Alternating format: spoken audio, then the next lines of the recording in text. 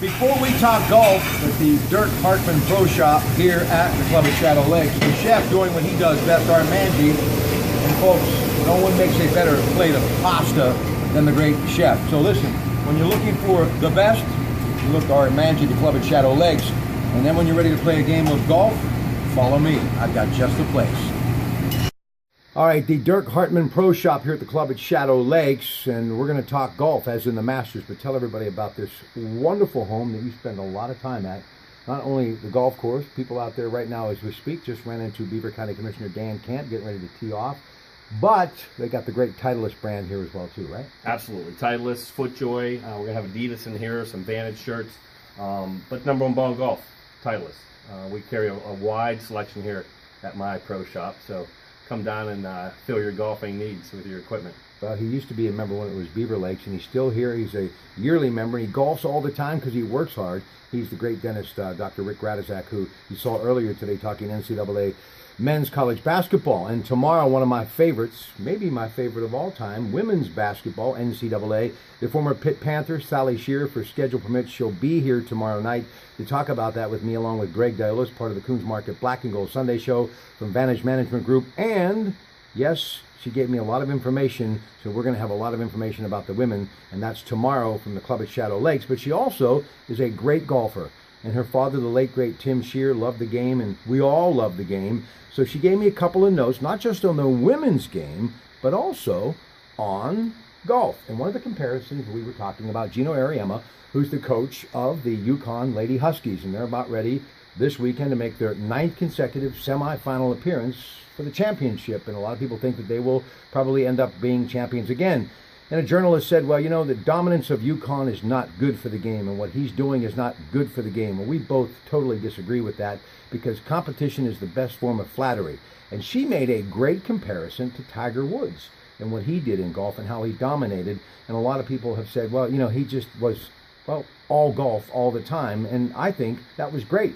Ratings were up, and it became so healthy, a lot of young men decided, and women, to get in the game because they wanted to be like Tiger. And she mentioned people like Rory McIlroy and Jordan Spieth and Ricky Fowler. So I thought, because Tiger loves Oakmont, and we're getting close to, well, that, but also the Masters, something that he loves so much that he's got a few, well, more than a few green jackets in his closet.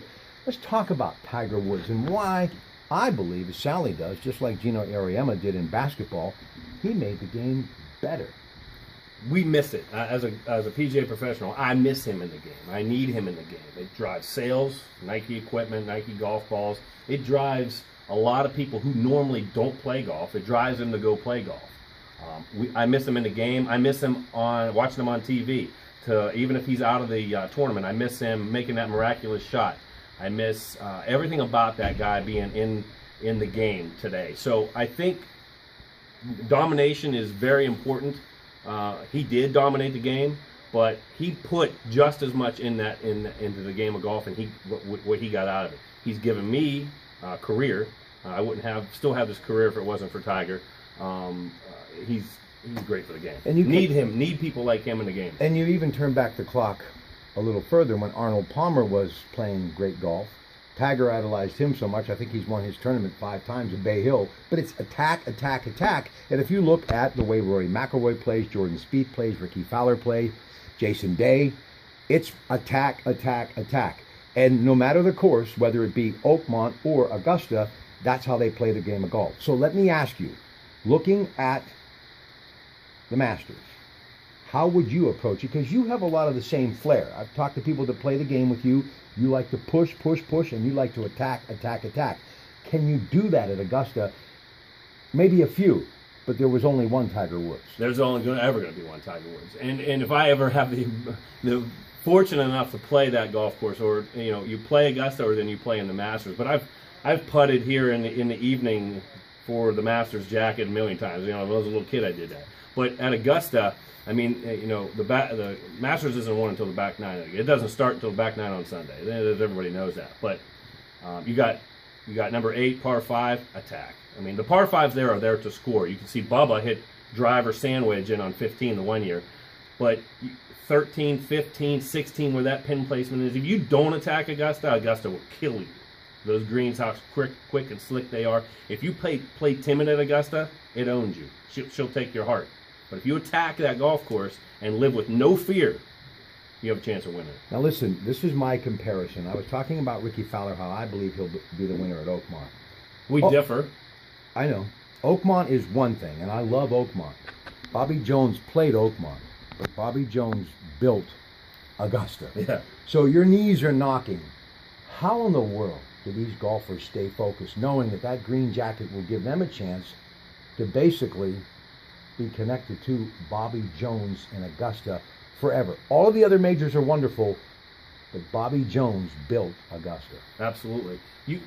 It's the aura. I've privileged enough to go walk those grounds, to watch a Masters, and I need a bottle of water because my mouth is dry just watching these guys play. And Matt Kuchar said it best. He was probably close to the lead maybe a few years ago, and they asked him, walking around these grounds and playing in this tournament, how do you get around here without thinking or hearing echoes of Masters past? He goes, you don't. You do. You hear it.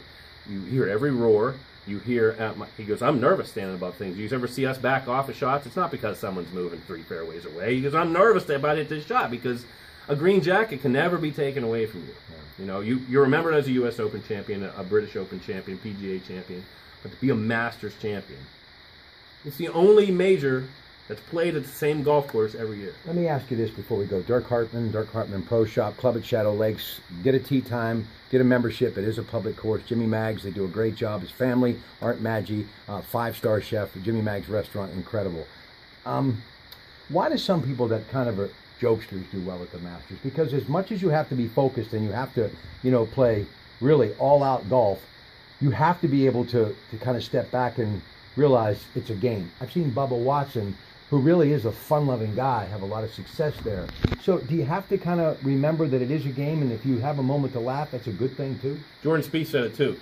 It's Augusta, but it is tee boxes, fairways, and greens. It just happens to be the most beautiful place on the planet. Yeah, I think so. Yeah, but I said earlier in our little talk here, live with no fear. I mean, those guys, Bubba's he's attack mode, but he's a little loose. He golfs with no fear. You have to go to that golf course having no fear, and you'll succeed there. I don't know, unless he gets his putter coming around.